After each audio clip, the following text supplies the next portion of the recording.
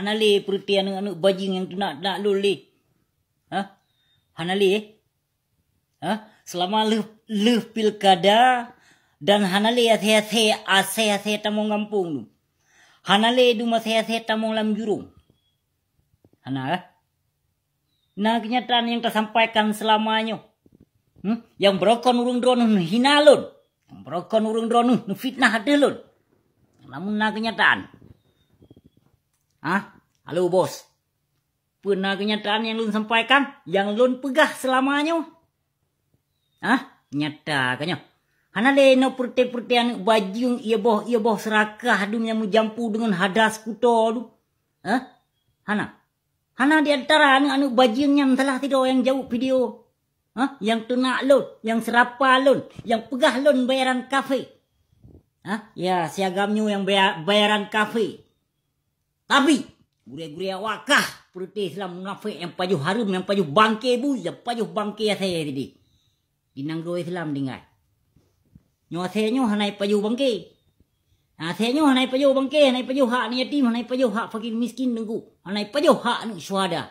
Soalon ku mabuk hal pribadi droku. Ana urusan dengan manusia-manusia laknat lain. Ana urusan dengan manusia-manusia jahannam lain. Najilah.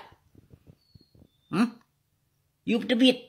Sabo-sabo konten you tenak lun. Nampu kuema you karang-karang lagu-lagu you karang ka kasidah. Hana le perti anak bajing ia bawah gelantir tak adumnya. Yang keng-keng ke lu. Hoka ke dum lam boleh pukoma ke anak bajing.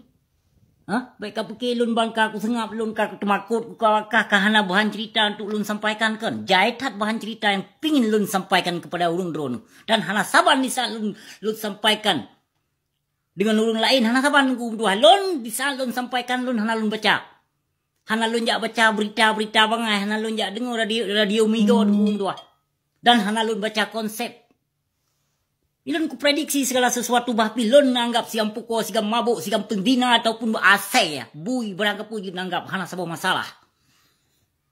Tapi pembicaraan siam pukulnya kenyataan mutlak jino. Karena pu betul habalun kanya. Mengaku lampu koima ke hai binatang. Baik demi bak kabila perite si munafik dum. Baik demi bak kabila perite ulama-ulama bajingan dum yang pajuh harum. Ketemba fitnah hati lun. Tapi kenyataan fitnah yang selamanya lun kulawan atas gure wakah yang kan menimpa hati lun. Kenyataan. Kanyo. You pegat konten, you pegat konsep yang boleh pukoma ke you tu nak lun. Nak ku maju lo mino. Ma ke hana bajung ke lo. Gimana je lah.